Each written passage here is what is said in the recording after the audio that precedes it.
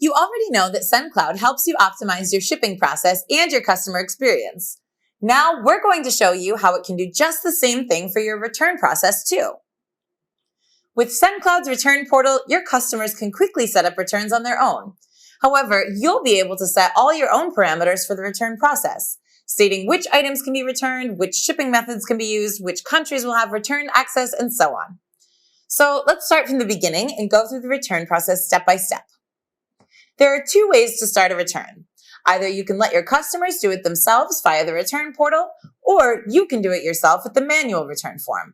Let's assume you've already set up your return portal. If you haven't, there's another video called Return Portal that'll walk you through that process. Once the return portal is available to your customers, it's up to them to create returns for the orders they want to send back.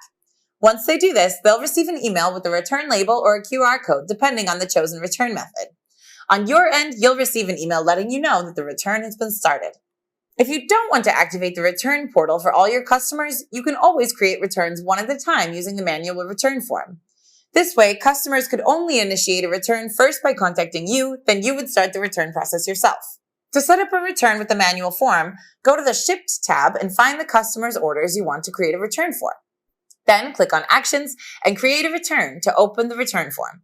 All customer and order information will be pre-filled, so the only thing you need to do is choose the shipping method.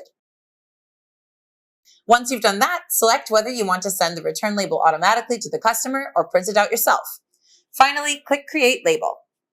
Once a return shipment is created, it will appear in the Returns tab. Here you can see all your returns along with their respective statuses. You can also cancel them here if needed. Once you're ready to issue your customers their refund, click the I icon here. Then mark the order as refunded. If you have tracking emails set up, your customer will receive an email confirming that the return label has been created. The next emails will be sent when the parcel is handed in at the drop-off point and again when the parcel arrives at your facility.